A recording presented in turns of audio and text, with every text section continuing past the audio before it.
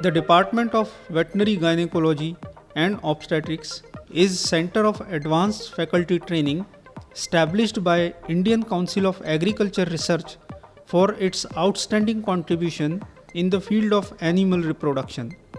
The department is actively involved in UG/PG teaching, applied and basic research in the field of theriogenology. Besides well-equipped UG and PG lab,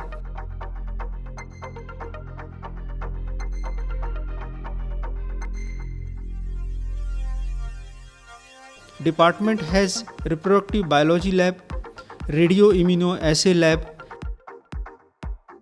and swine reproduction lab. The phantom hall of the department is equipped with phantom boxes and mortuary chamber where dead fetuses are stored for the demonstration of obstetrics practicals. Department has separate large animal reproduction ultrasonography unit,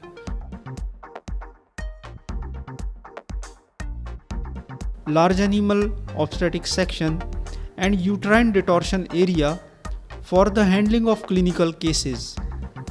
The small animal clinical section of the department has advanced facilities like canine neonatal incubator,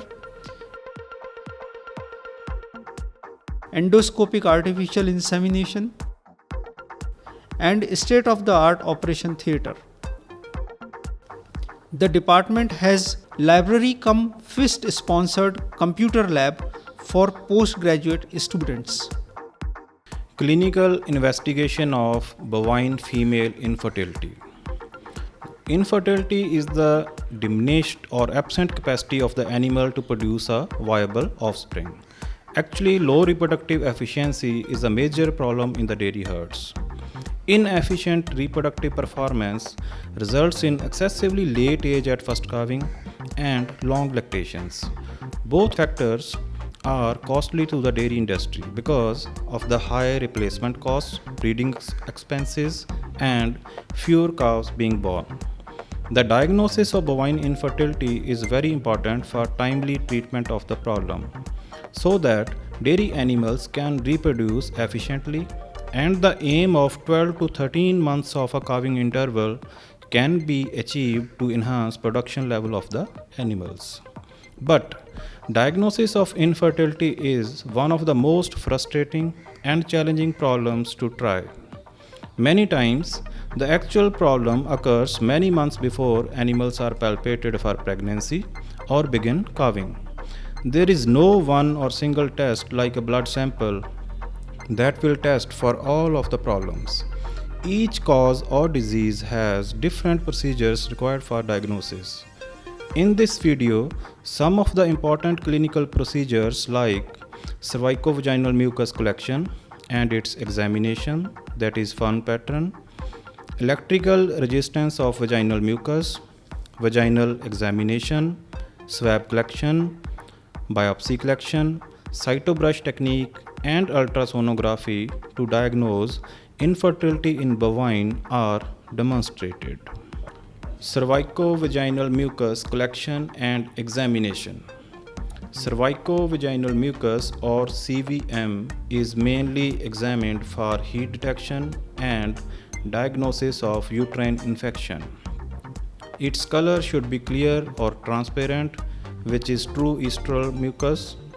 If it is turbid or translucent or dirty like yellow, gray, red, or sometimes mixed, then it indicates infection.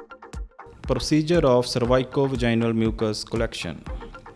Cervicovaginal mucus or CVM can be collected directly from the vulva if animal is showing discharge, but more accurate and precise way is to collect it from the vaginal fornix or external os of cervix with a sterilized pipette or AI sheath by rectovaginal method. So to do that, first of all, restrain the animal properly in a crush and clean its perineal area thoroughly. Then insert the well lubricated gloved arm in the rectum and do back racking if required to empty the rectum. Then locate the cervix and hold it with the hand. Then ask the assistant to open the vulvar lips. Insert a catheter covered with a sterile AI sheath into the vagina. Be gentle and if required make an angle of 45 degree with tip of the catheter towards vaginal roof. Otherwise, the catheter may get entangled in vaginal folds or it can even enter the urethra.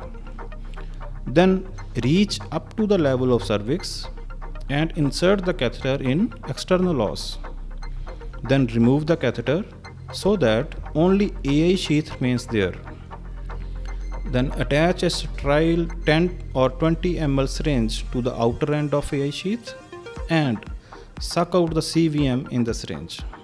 Then a drop of mucus is directly put on to a clean glass slide or transfer the mucus to a screw capped vial and send it to the lab for further investigations. Spread the drop evenly on the slide and air dry it. Then put it under light microscope and observe for Fern pattern at 100 to 400x magnification. Fern pattern or arborization is observed due to crystallization. Crystallization can be defined as the process through which components of liquid solution change to solid phase, tending to separate from the solution and to precipitate in the form of crystals. Sodium chloride is the main salt present in cervical mucus that provides ionic strength. However, other salts like potassium chloride, calcium chloride along with mucoproteins are also there in CVM. Fern-like pattern is seen as a single main stem from which venations and subvenations, that is secondary and tertiary branches of variable length, are protruded out.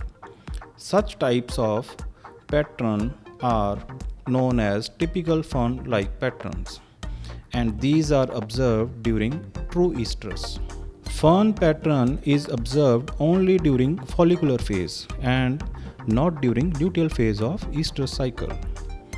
It is due to high levels of estrogens during follicular phase. The estrogens cause an increased ferning phenomena through mechanisms that stimulate the electrolyte metabolism in the cervical epithelium. On the other hand, during luteal phase, progesterone counteracts the effects of estrogen on cervix. This type of study involving crystallization of CVM at estrus and other stages of estrus cycle can lead to a deeper understanding of bovine reproductive physiology, both in physiological and pathophysiological conditions. Electrical resistance of vaginal mucus. Basically, electronic probes are introduced in vagina to record electrical resistance of vaginal mucus. In general, there is high electrical resistance in luteal phase and low during follicular phase or at the time of estrus. The onset of estrus is characterized by increasing levels of estrogen followed by a production of adrenocorticotropic hormone and aldosterone, resulting in increased level of sodium chloride in the vaginal mucosa. As a result, sodium chloride itself decreases electrical resistance of vaginal mucosa during estrus than other times.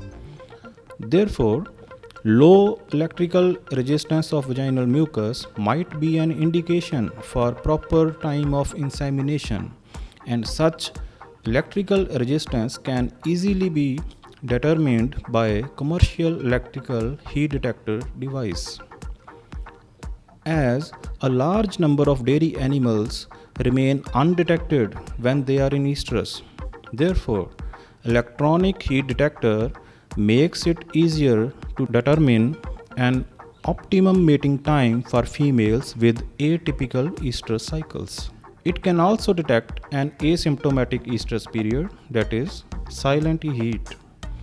In addition to detecting the best date of mating, the estrus detector may also be used to confirm early pregnancy, that is from 19th to 23rd day following mating.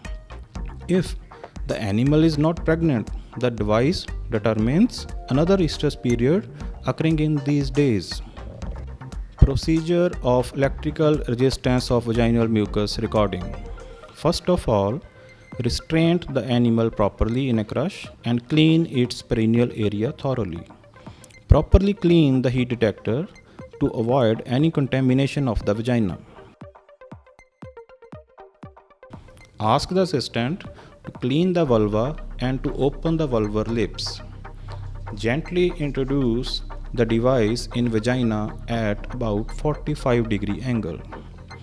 In this way, slowly reach the level of cervix or till resistance is felt. Then take 3 readings by rotating the device at 360 degree each time.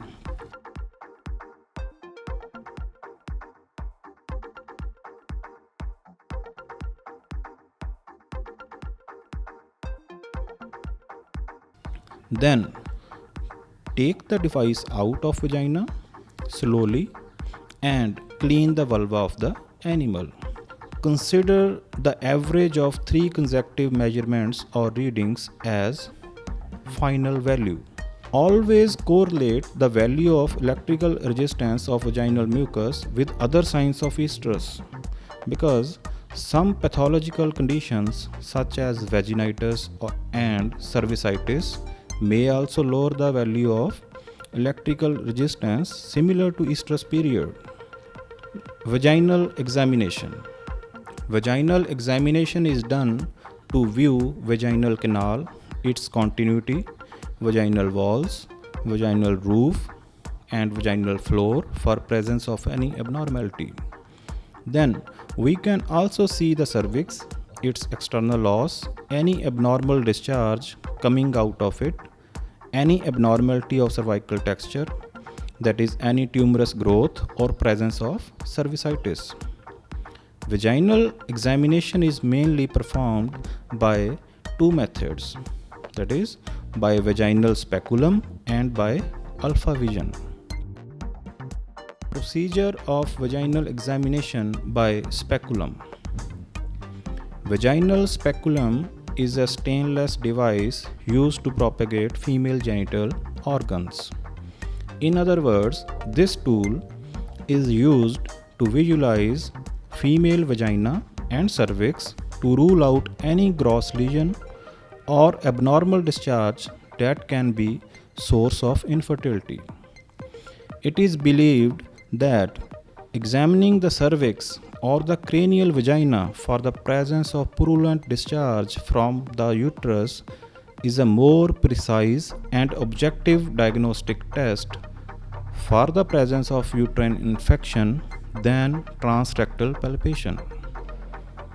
First of all, restrain the animal properly in a crush and clean its perineal area thoroughly.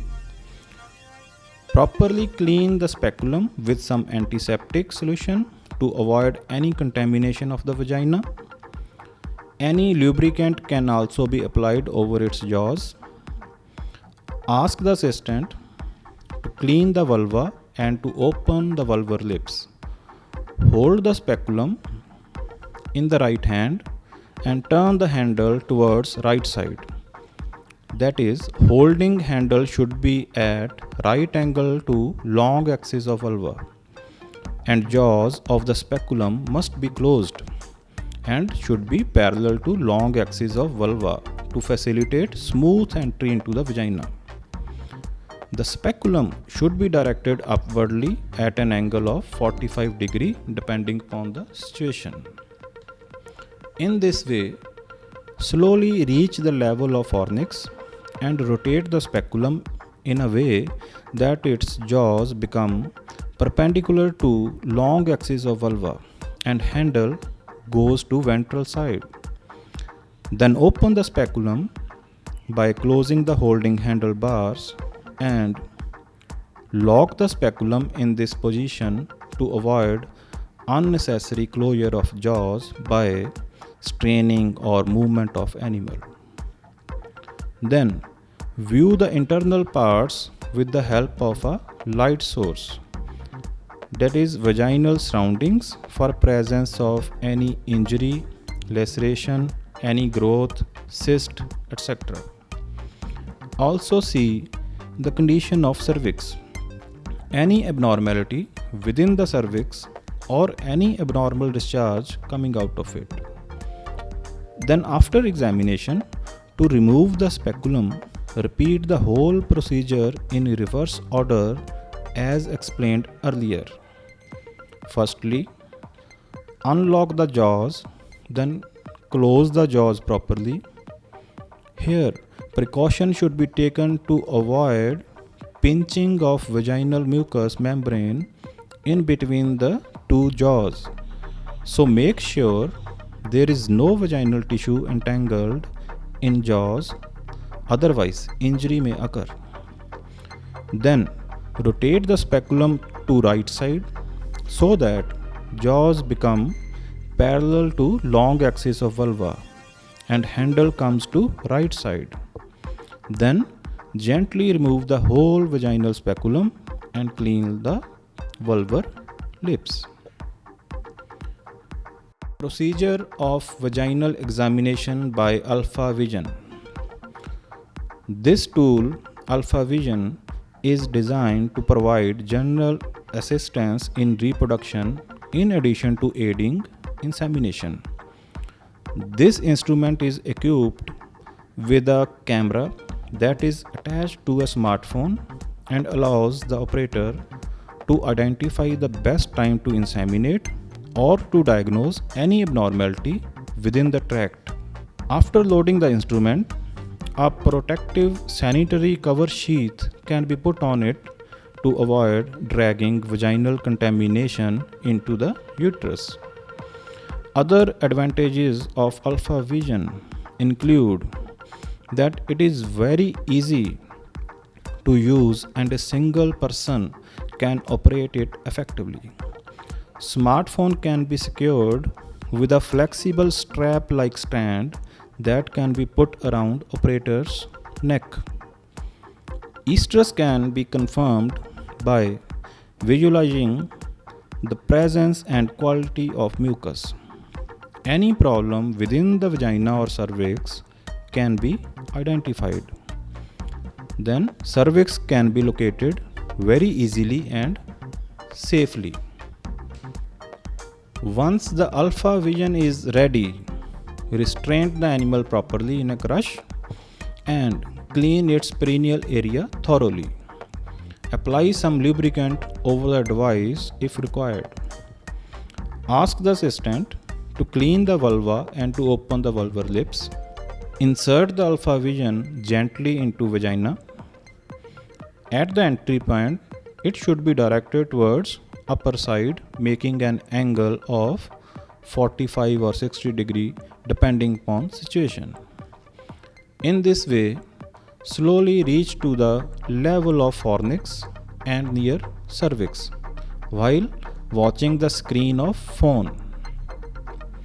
Then observe the condition of cervix, its texture and its opening, that is external os.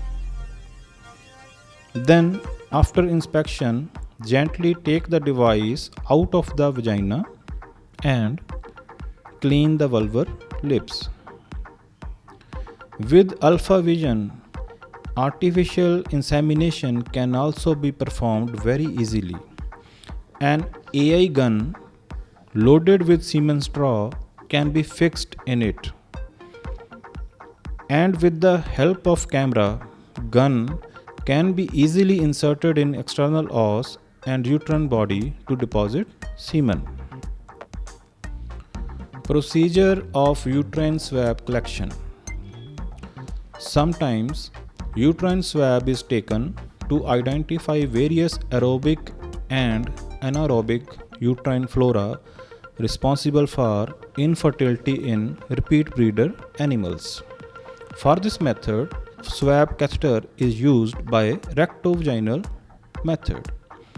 This catheter is having a stylet that has finger holes on outer side to hold it securely, and on tip 1 to 2 centimeter space is there for wrapping cotton to make a swab. After making the swab catheter ready, the whole assembly is sterilized. About procedure: restrain the animal properly in a crush and clean its perineal area thoroughly. Insert the well lubricated gloved arm in the rectum and do back racking if required to empty the rectum. Then locate the cervix and hold it with the hand. Hold the paper wrapped sterilized catheter in the other hand and ask the assistant to clean the vulva properly. Then ask him to unwrap the swab catheter and to open the vulvar lips. Insert the catheter into the vagina at about 45-degree angle. Reach up to the level of cervix and insert the catheter in external os.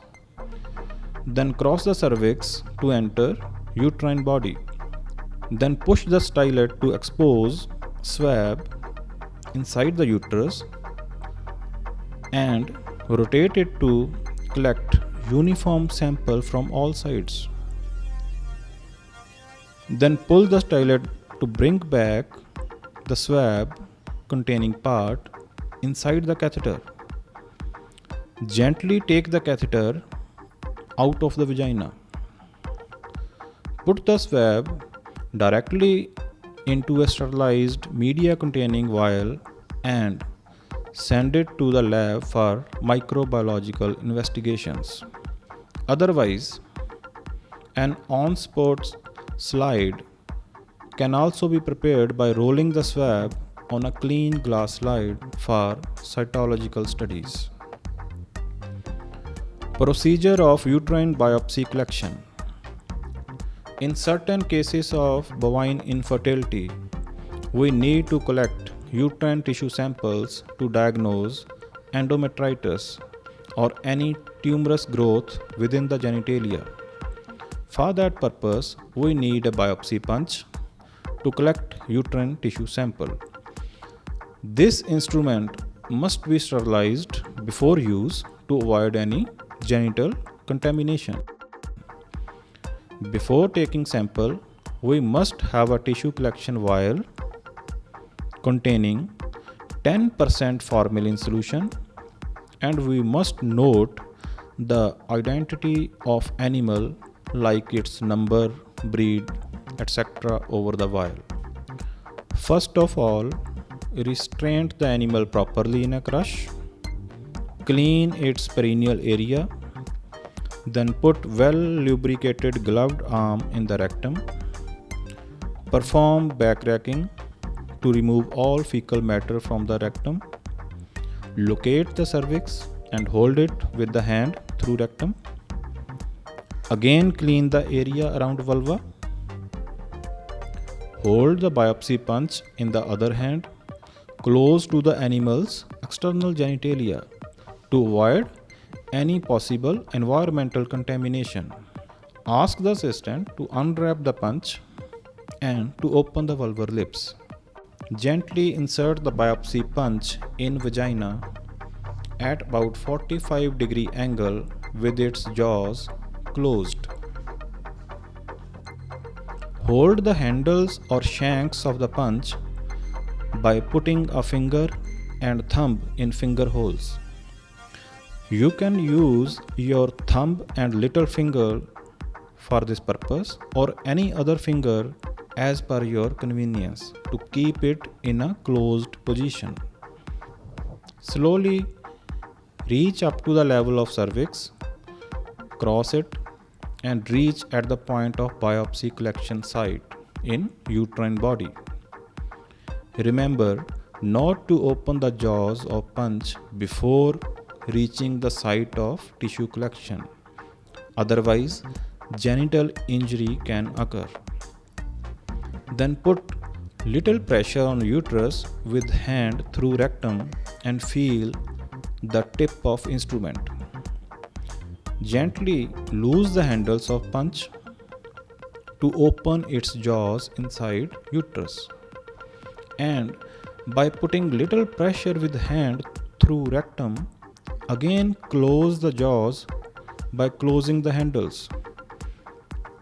In this way, a tiny tissue is grasped in between the two jaws, and then gently pull it back to detach tissue from the uterus.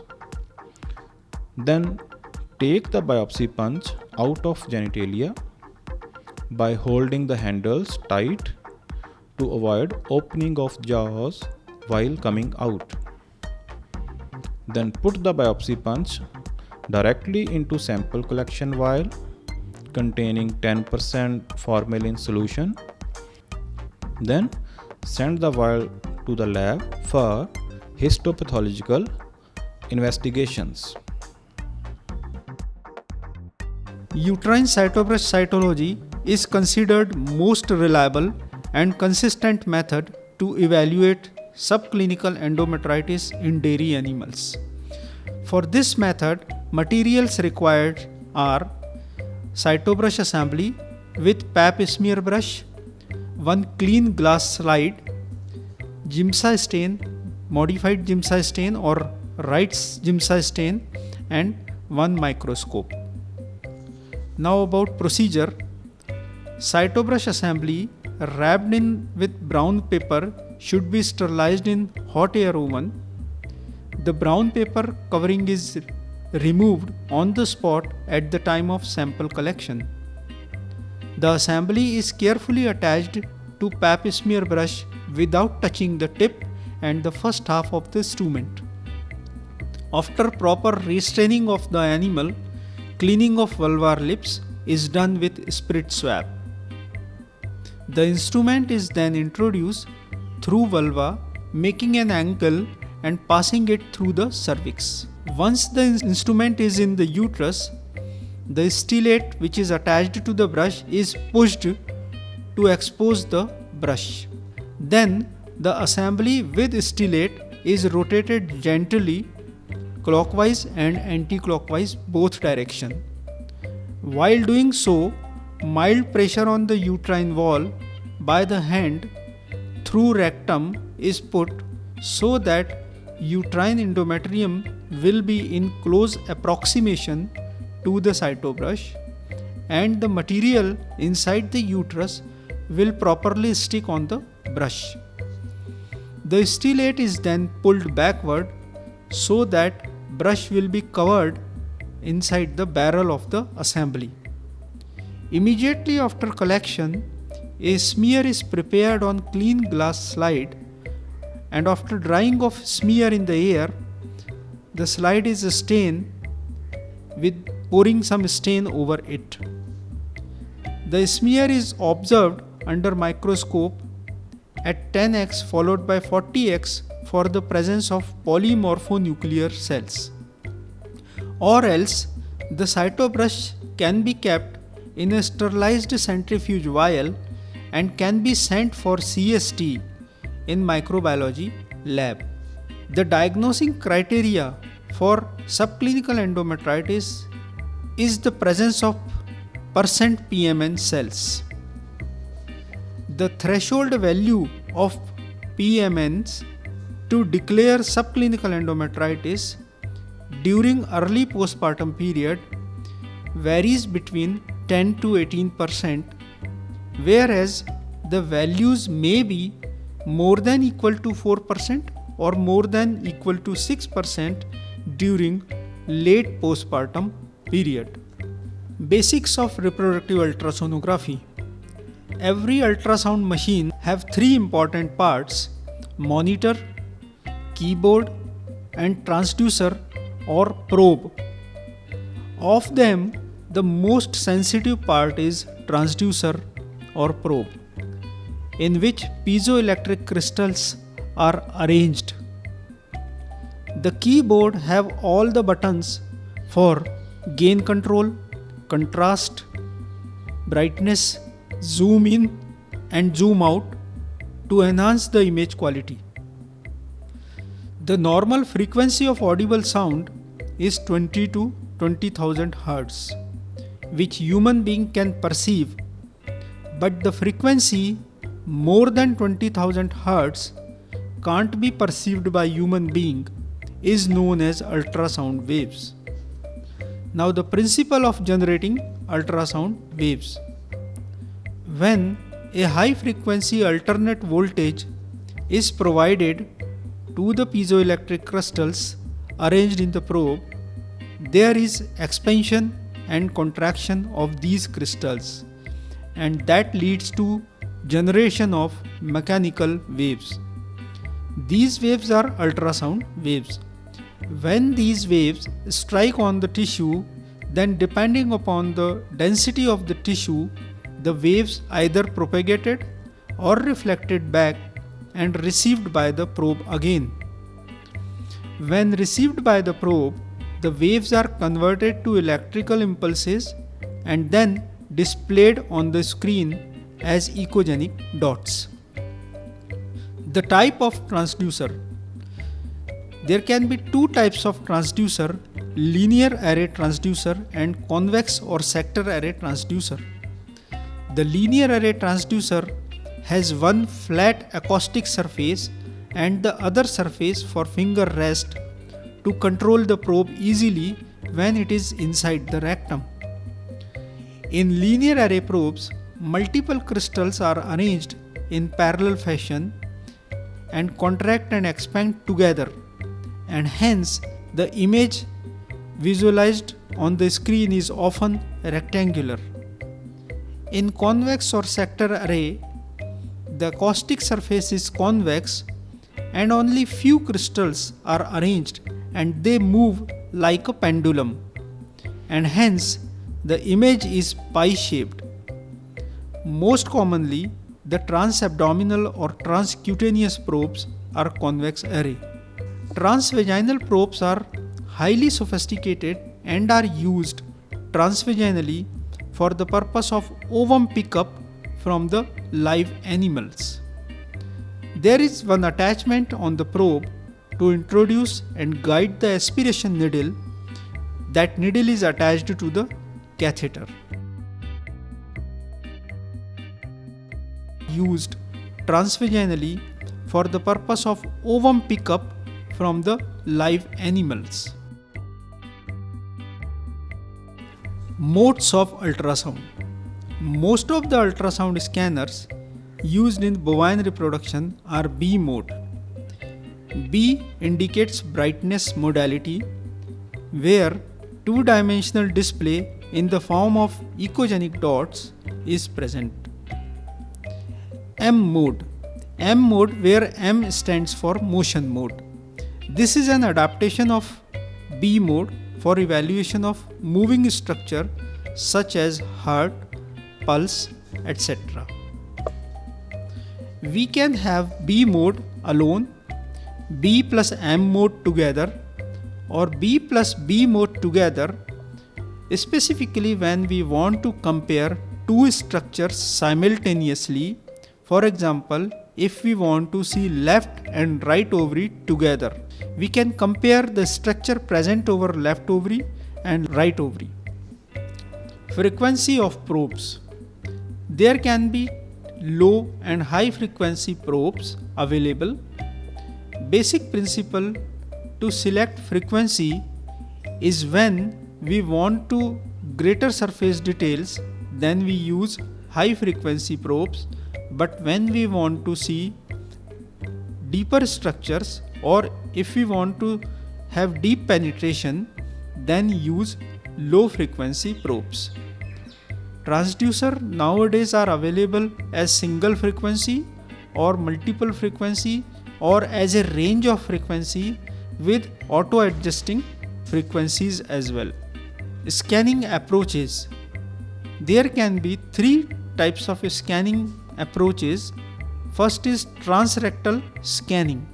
For transrectal scanning, animal is restrained properly in standing position.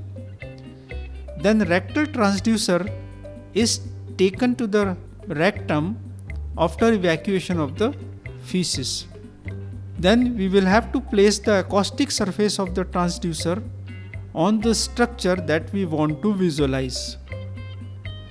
Avoid any obstruction of fingers between acoustic surface and the structure to be visualized. We should avoid entry of excessive air into the rectum to avoid artifacts. Second is transabdominal scanning. Transabdominal scanning is done through abdominal wall above the skin. We also call it transcutaneous scanning. This approach is commonly used in small animals. Apply adequate ultrasound gel on the skin surface when we go for transabdominal scanning. Third approach is transvaginal approach, which is to be done for aspiration of follicles for ovum pickup in large animals. Image interpretation. Depending upon the tissue interaction with ultrasound waves, the image can be hyperechoic, non-echoic or anechoic, and hypoechoic. The bones, calculi, air all reflects the 100% of waves and hence visualized as hyperechoic structure. The fluid-filled structures like bladder, ovarian cyst, ovarian follicles.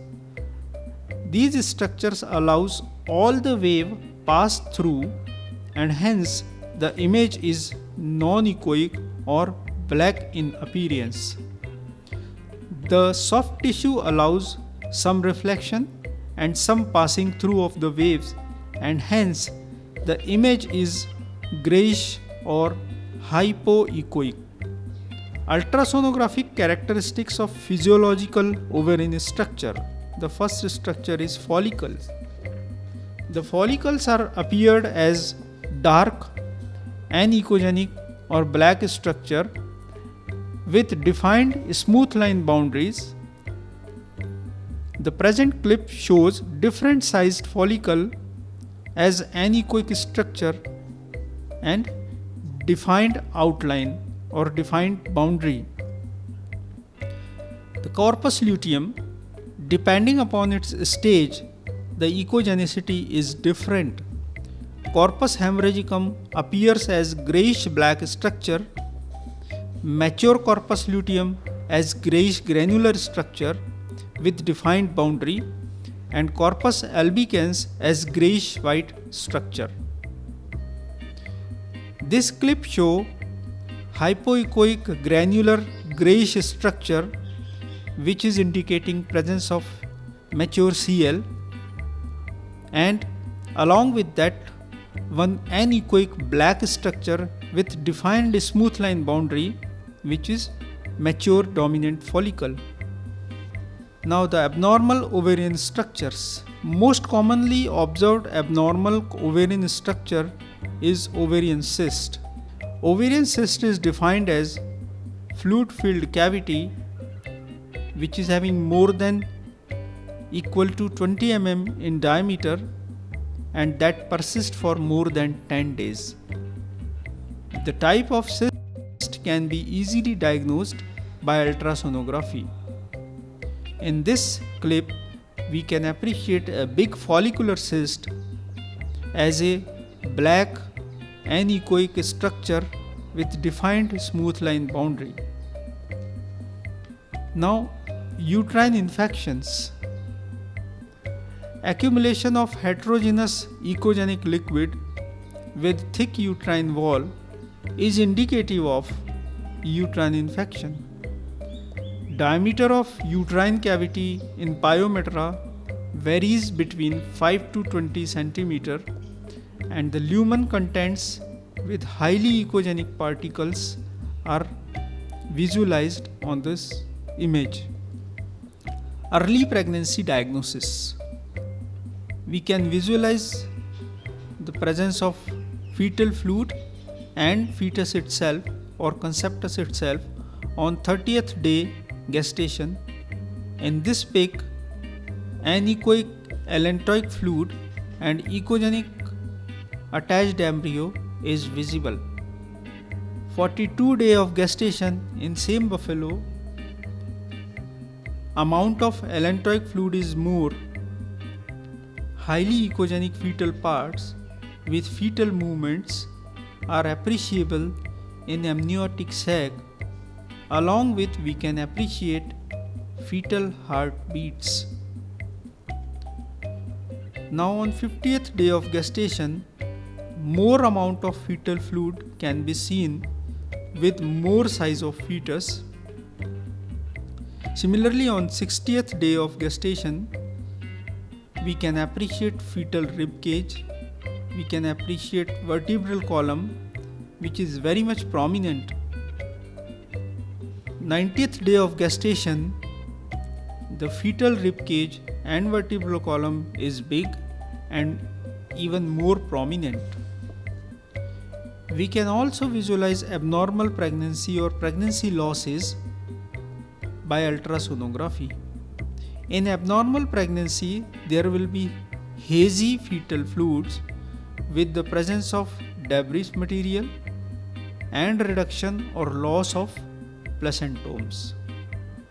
Ultrasonography is a best tool for visualizing normal cyclical changes in an animal, then for early pregnancy diagnosis, then for diagnosing various infertility problems, and to confirm loss of pregnancy or abnormal pregnancy in dairy animals.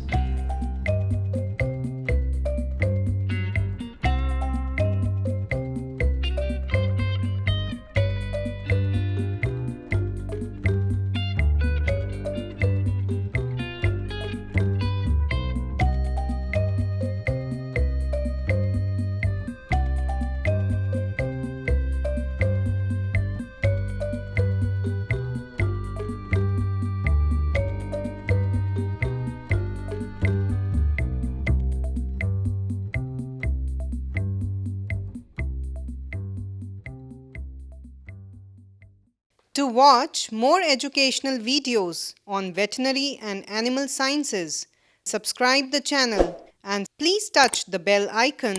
Guru Angad Dev Veterinary and Animal Sciences University, Ludhiana on YouTube.